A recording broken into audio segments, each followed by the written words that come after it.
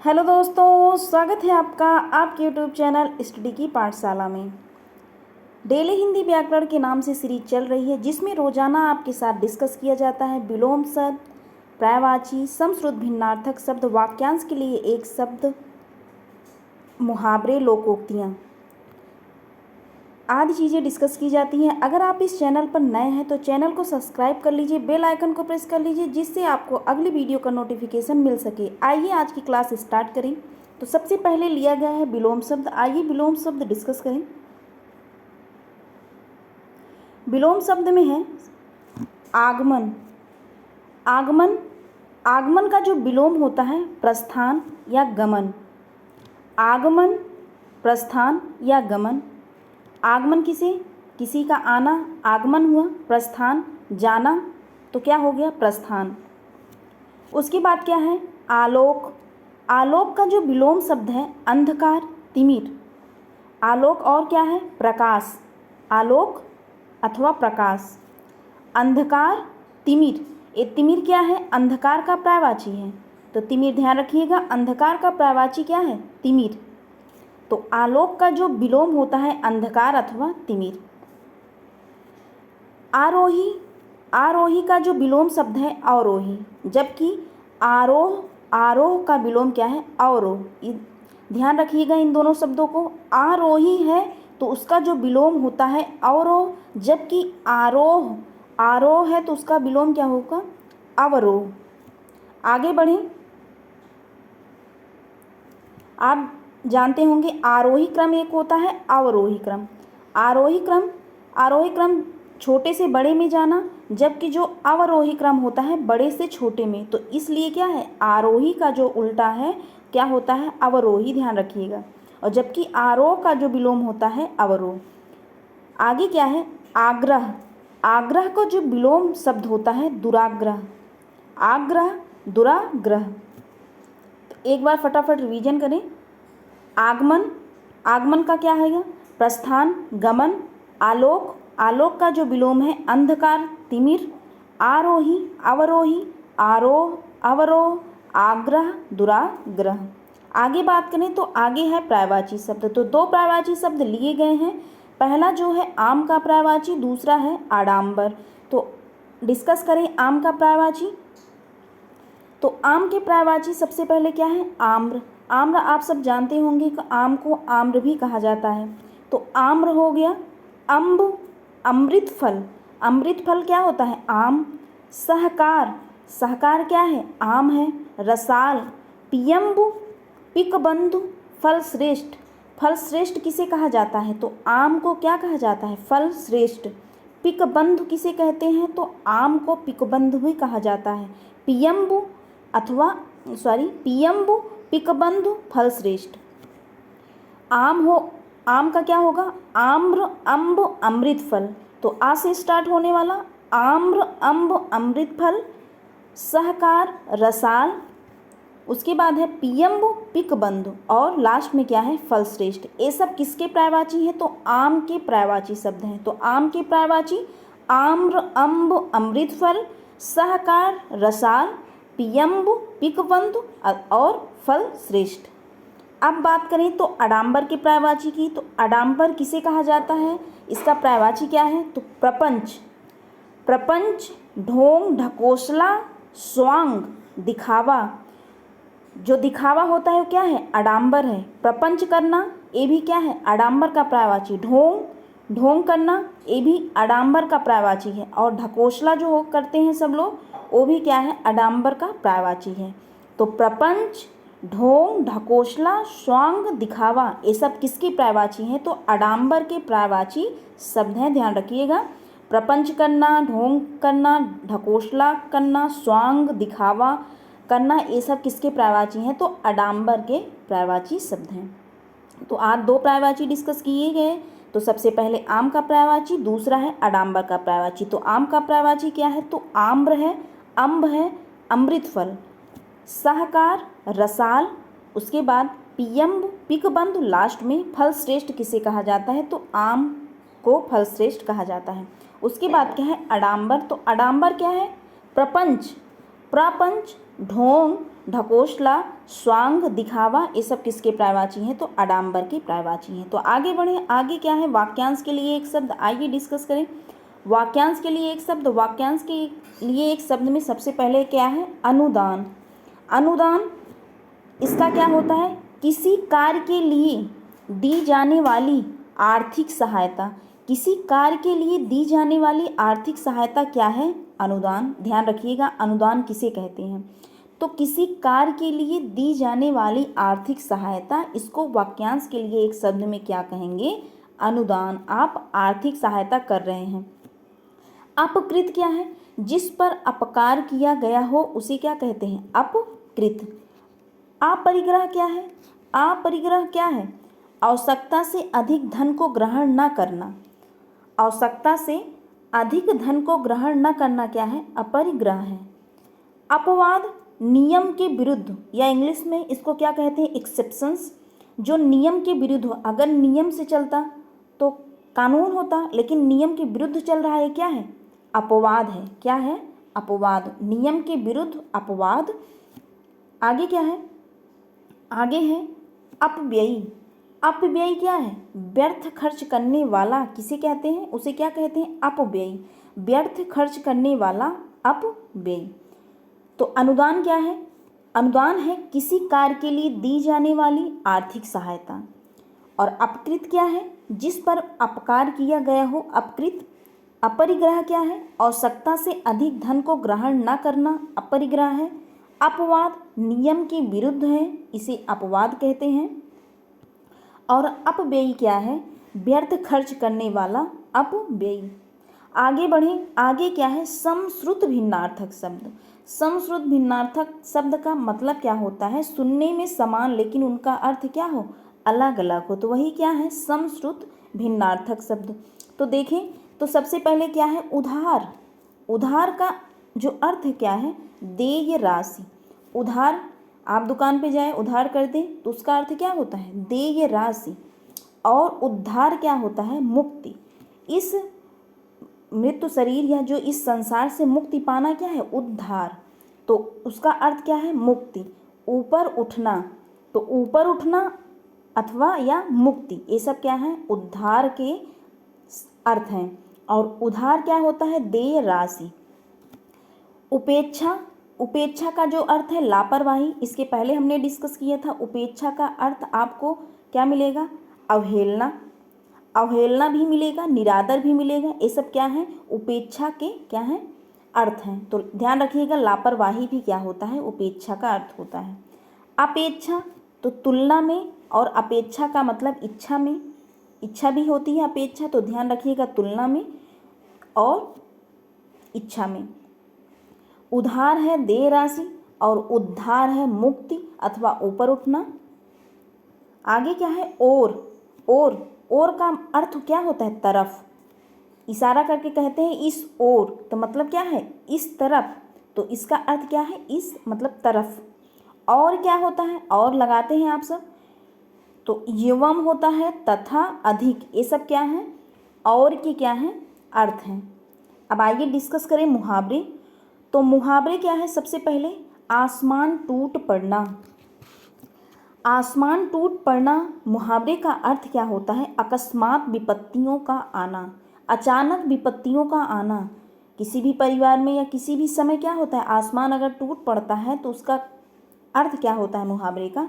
तो अकस्मात विपत्तियों का आना ही क्या है? आसमान टूट पड़ना।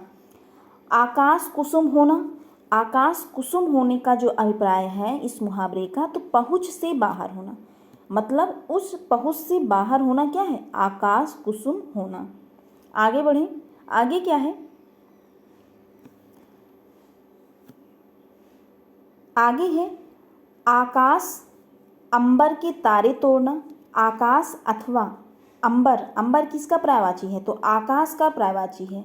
आकाश का पर्यायवाची अंबर। तो आकाश अथवा अंबर के तारे तोड़ना क्या है? असंभव कार्य करना।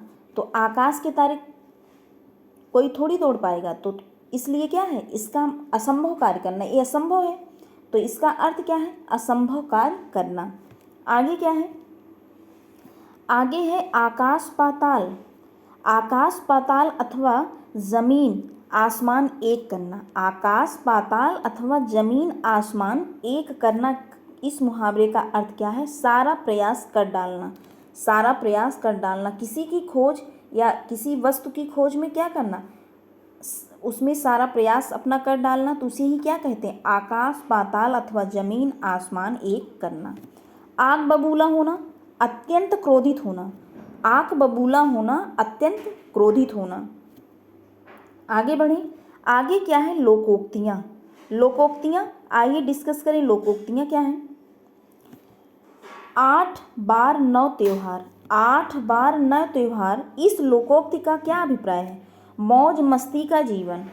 अब इतनी बार त्योहार आया तो क्या है? 8 बार 9 त्योहार। इसके शब्दों से ही समझिए, इसके जो शब्द इसमें हैं, इसके शब्दों से इस लोकोक्ति का अर्थ समझिए। मौज मस्ती का जीवन, तो मौज मस्ती का जीवन, 8 बार 9 त्योहार।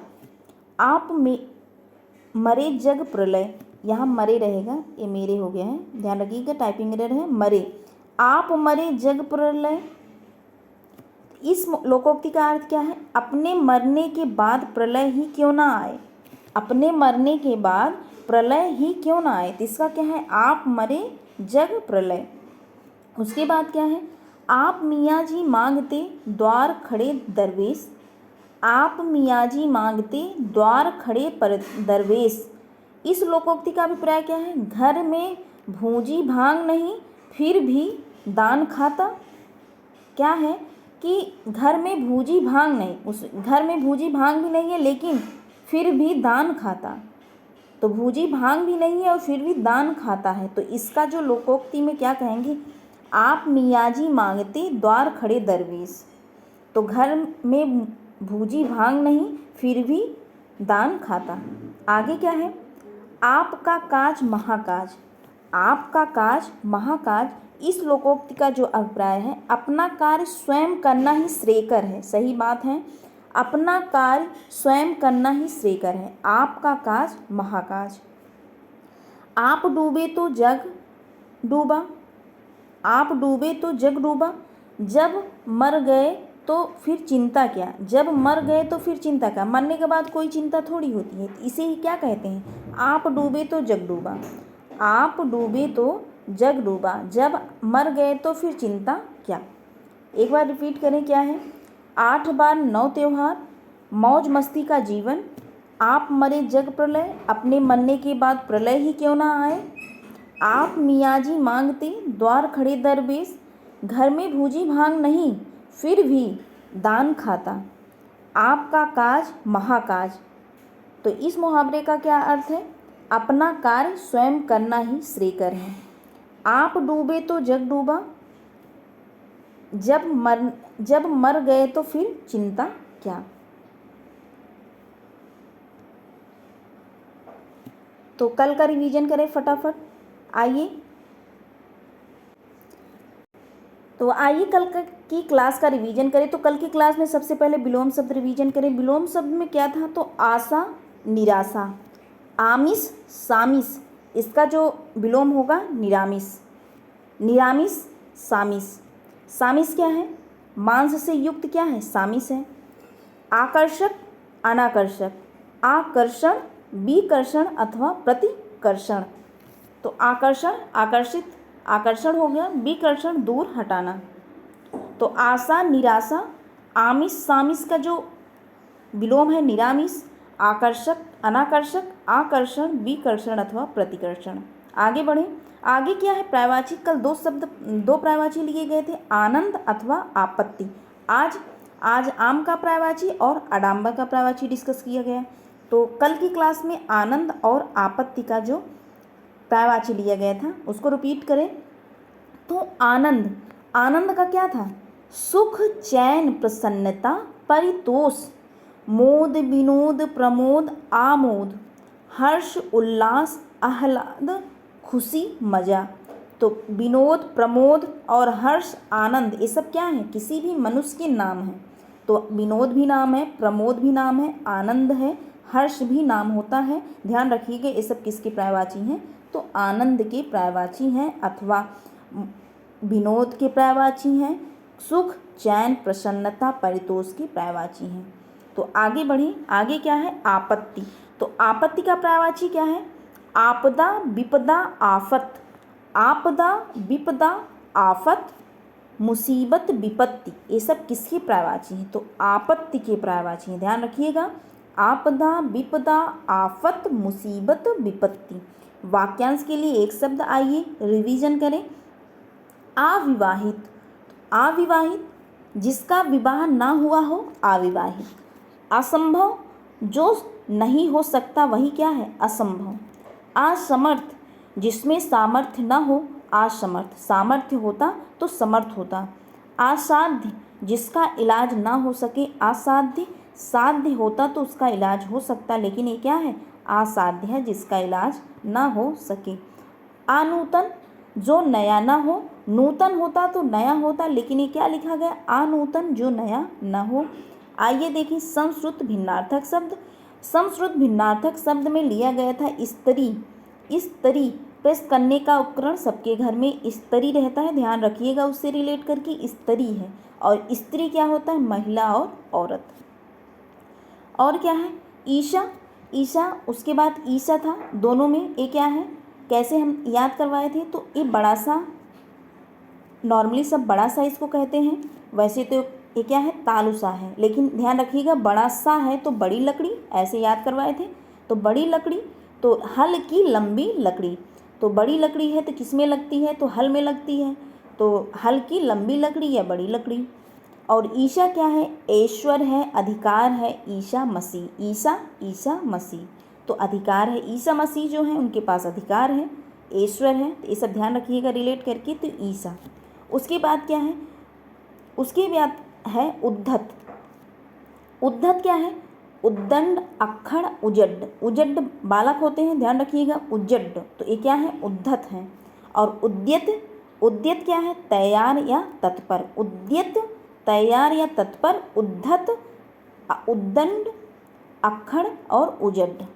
आगे बढ़े, आगे क्या है? मुहावरा। तो मुहावरे, आइए रिपीट करें मुहावरा।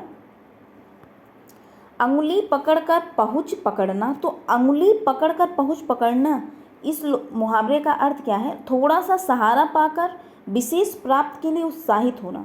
थोड़ा सा सहारा पाकर विशेष प्राप्त के लिए उत्साहित होना, उसे क्या कहते हैं? अंगुली पकड़कर पहुँच पकड़ना। अंगूठा चूमना। तो अंगूठा चूमने का जो मुहावरा है, इसका अर्थ क्या है? चापलूसी करना या खुशामद करना। अंगूठा दिखाना, ऐन मौके पर धोखा देना। आज के युग में यही होता है, ऐन मौके पर धोखा देना। तो ध्यान रखिएगा। अंगूठा नचाना, चिढ़ाना। अंगूठा छाप होना, निरक्षर होना। लोकोक्ति क्या थी? लोकोक्तियाँ, आदमी पानी का बुलबुला है। तो आदमी पानी का बुलबुला कहने का मतलब क्या था? कि मनुष्य का जीवन नश्वर है, मनुष्य का जीवन नश्वर है। आदमी बसे और सोना कसे, इस लोकोक्ति का अभिप्राय क्या है? साथ रहने पर मनुष्य की और कसौटी पर सोने की ही परख होती है। आधा तीतर आधा बटेर, अनमेल वस्तुओं का संयोग अथवा बेमेल मिश्रण। 8 कन्नौजिया 9 चूल्हे, अर्थात मेल से न रहना। तो मेल से न रहना। आज के लिए बस इतना ही। अगर आपको वीडियो पसंद आया हो तो like, share and subscribe to my channel. मिलते हैं नेक्स्ट वीडियो में। Thank you.